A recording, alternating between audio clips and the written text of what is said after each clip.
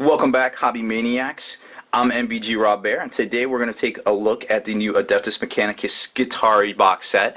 Of course, a lot of excitement out there about the new Adeptus Mechanicus models in general, the first big new release in 10 years for Games Workshop, and hey, I definitely think it's worth it. These models look great. They did a great job sculpting them. This is actually a I guess they want to call it, what is it, a combo kit? Combo multi-part kit, I guess is the actual term. So you get this Skitarii Vanguard guys and the Skitarii Rangers as well. So they're pretty interesting as far as, like, fluff goes. The Vanguard are like the foot soldiers of the Adeptus Mechanicus. They are the guys that are actually pretty much all mostly robots. They've had all of their cybernetics, or all their organic parts, mostly replaced. They're all cybernetics, of course. They always replace the feet because it's irradiated all over the Martian soil and things like that, and then the Forge worlds. But there's still a little bit of human, sanity, or I guess a human spark left in all of the Skitarii, but they're lobotomized to, I guess, receive orders from the tech priest and things like that. And actually, that's kind of how it all works through the noonosphere and all.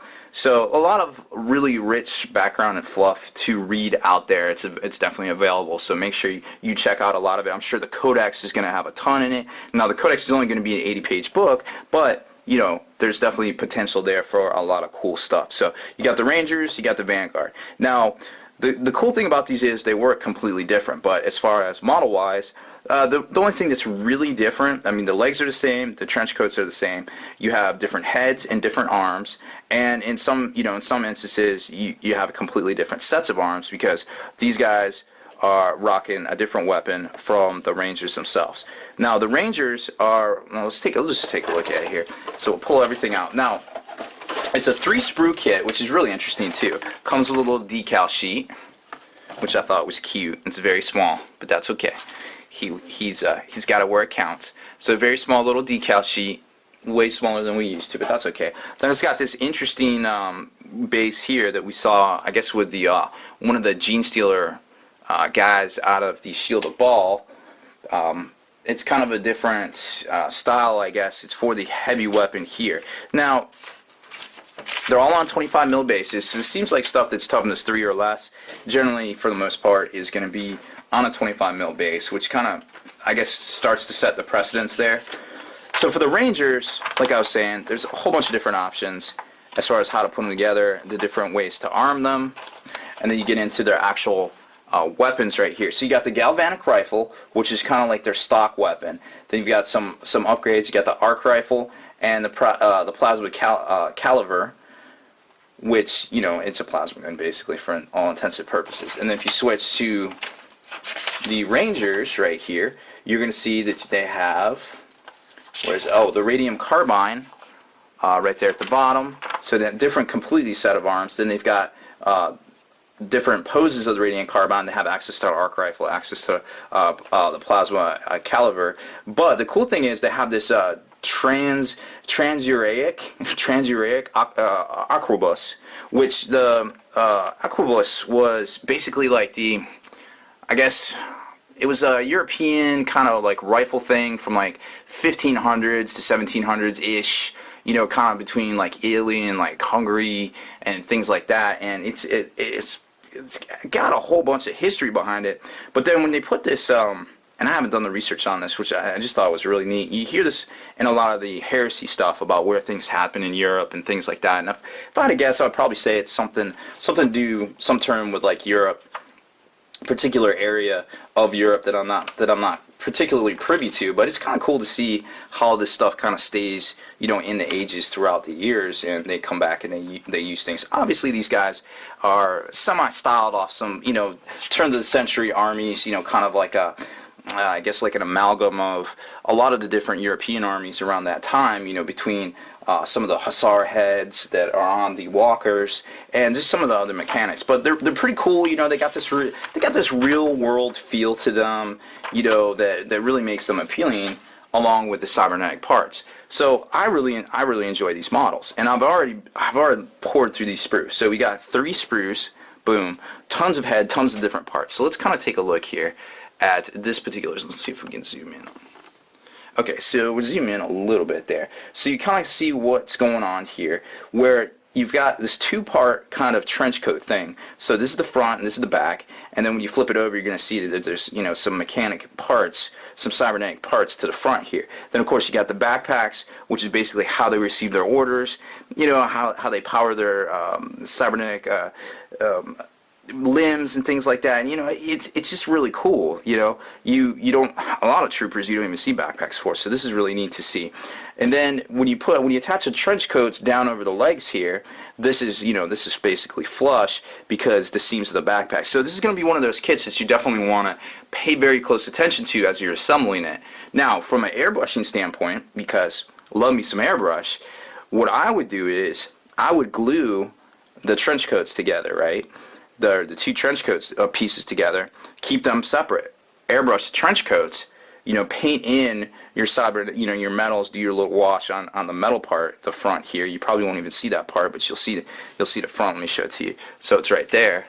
So there's the front piece for the metals, and then you get that nice fade on the trench coats themselves, and you just go back in with the brush, and you hit, you know, you just put the rest of the stuff together. You put the legs together. Now, that doesn't exactly, you know, take into account the actual arms themselves. But the arms aren't going to be red, but you do have to glue them on. So yeah, it's kind of like 6.5, you know, dozen to 1. Maybe you just airbrush, you know, this and go back and paint it with your metals. Everybody prefers kind of a different style. I haven't exactly 100% decided how to do it yet, but that's just, you know, firing from the hip there.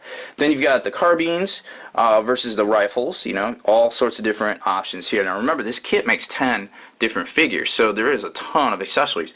Make sure, you know, when you're doing this, that you grab your instruction manual and make sure that you're putting them together right, because not everything is going to be able to fit.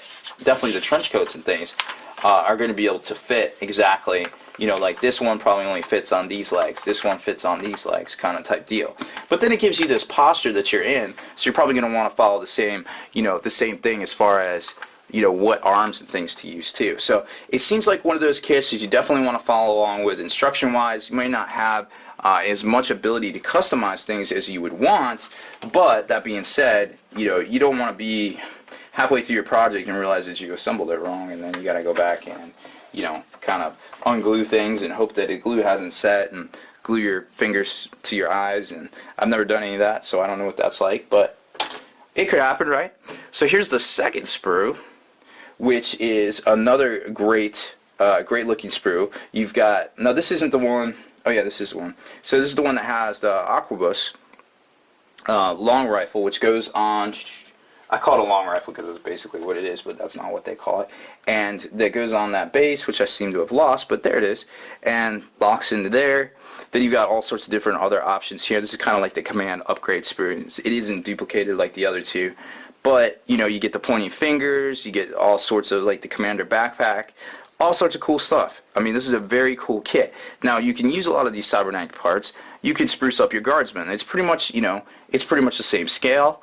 You know, if you have an extra set of arms left over, okay, right? So say you, you know, you assemble it, you put the Vanguard together, so you're gonna have the rifles left over. Hey, get some Cadian torsos, throw them on some Cadians, you know. So there's a whole lot of really crazy hobbying opportunity here as well. You get way more than 10 heads in this thing. You get like almost 30 from my count, but you know, that's another cool thing too. You get all these specific upgrade heads here, and then the other sprue has, I think, like 15 on them. We'll take a look at that. I'll flash that back here in a sec. So here's that one. Boom. So you got 1, 2, 3, 4, 5, 6, 7, 8, 9, 10, 11, 12, 13, 14, yep, 15. So you've got well over 30, actually, almost 35 heads for a 10 model kit. That's where you're going to get a lot of your customization. These are all pretty much a standard socket. It looks like they would definitely work with like stuff like Cadian, stuff like Space Marine Scouts. So like I said, there's a lot of conversion opportunity here. A lot of ways to make things looking really, really cool. Now, that being said, I think most people are going to want, you know, 3 or 4 boxes of these. They seem really good in game, and you know, I'm really hopeful. As far as, we haven't actually seen all the rules yet for these particular models. You know, there's still a lot that's unknown, like the transport, also exactly how their order system works. We're not exactly sure on that one either, but I'm sure we will see it all here in a few days.